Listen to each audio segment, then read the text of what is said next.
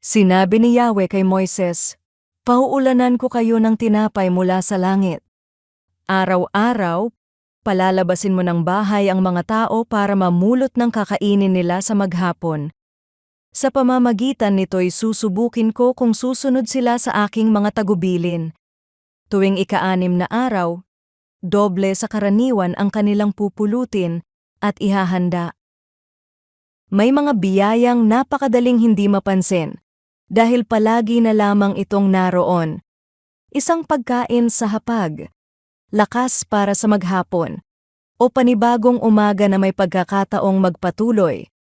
Dahil araw-araw natin itong natatanggap, madali nating isipin na normal lamang ang mga ito. Subalit ang mga simpleng biyayang ito ang madalas gamitin ng Diyos upang turuan tayong magtiwala at sumunod sa Kanya. Pagkatapos ilabas ng Diyos ang Israel mula sa Ehipto, dinala niya sila sa ilang. Doon, hindi niya ibinigay ang lahat ng kanilang kakailanganin ng minsanan.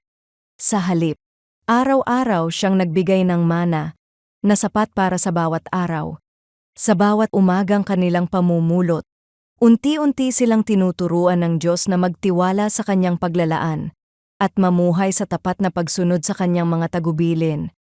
Ang simpleng biyayang natatanggap nila araw-araw ay naging paraan ng Diyos upang hubugin ang kanilang pananampalataya. Hindi nalalayo rito ang ating buhay. Madalas nating hinihiling na ipakita ng Diyos ang buong plano o ibigay na agad ang lahat ng ating kakailanganin. Ngunit maraming pagkakataon na pinipili niyang magbigay ng sapat para sa araw na ito. Sa ganitong paraan, hinuhubog niya ang ating puso na higit na umasa sa Kanya kaysa sa sarili nating kasiguruhan.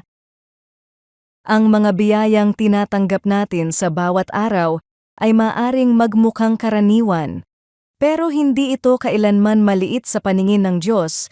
Sa bawat simpleng paglalaan, inaanyayahan niya tayong muling magtiwala, muling sumunod, at lumakad kasama niya sa panibagong araw na Kanyang ipinagkakaloob.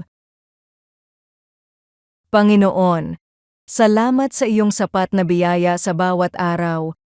Turuan mo akong huwag mabahala sa bukas, kundi matutong magtiwala at sumunod sa iyo sa araw na ito.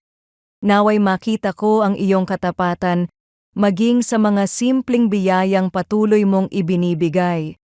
Sa pangalan ni Jesus. Amen.